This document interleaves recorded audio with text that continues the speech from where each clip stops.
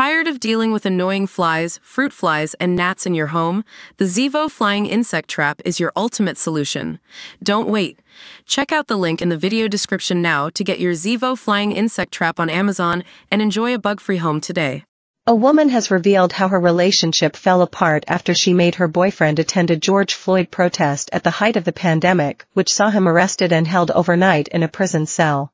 Writer Emily Witt detailed how the long-term relationship with her partner, whom she calls Andrew, slowly spiraled out of control, with her pinpointing the protest and his subsequent arrest as the beginning of the end of their time together. The couple had lived in Bushwick for years, but when the coronavirus pandemic struck, it affected people in different ways. For Witt and her boyfriend, things came crashing down as he fell into a deep depression, while she attempted to busy herself with everyday tasks, running small errands such as biking to a fish shop or bakery in Brooklyn. In the background to the pandemic, protests had sprung up following the death of George Floyd at the hands of a Minneapolis police officer.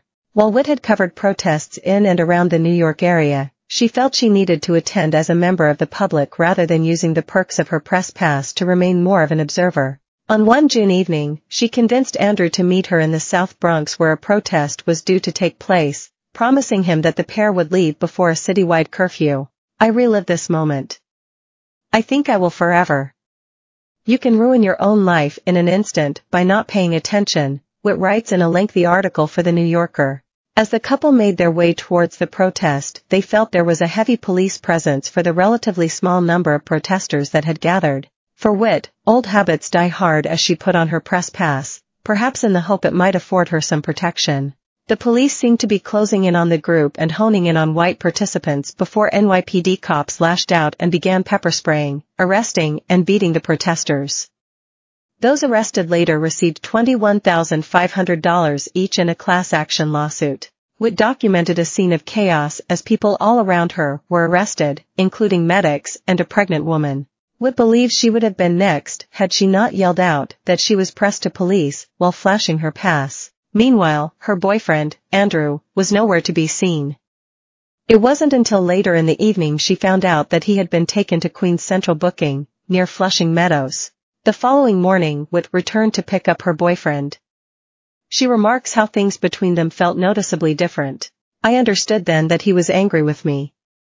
He had a broken finger, a scratched eye, and a bloody nose, and had been forced to sit in police custody with pepper spray burning his face for 16 hours.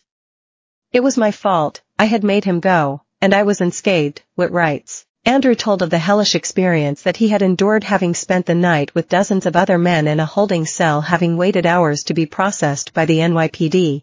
He became focused on how the police at the protest had used their bikes as shields. His depression became replaced by a new energy as he worked to understand what had happened. But it appears there was to be no return to normality for the couple as the pair began to argue more often over the most insignificant things, such as dirty dishes piling up or the unkempt state of their apartment. Andrew's arrest had bent their relationship out of shape as the couple suddenly began verbally sparring with one another. It was Andrew who made the decision for the couple to break up, as he asked whether he should move out of the apartment or her. Witt moved out and initially booked an Airbnb in Manhattan for the night. The pair went back and forth over text as Andrew blamed her for the state of their relationship, while she also accepted her share of the blame for pushing him to attend the Bronx protest. It appears him getting arrested may simply have been the final straw. Andrew threatened to call the locksmith and told Witt that she could come and get her possessions from the street the following day. Cruelly, he then tormented her by telling her that he'd had sex with someone else while she had been away at a writing residency months earlier. Consoled by her friends, Witt decided that she needed to get out of the relationship. It really appeared to be over, as Witt said about finding a new sublet in Manhattan.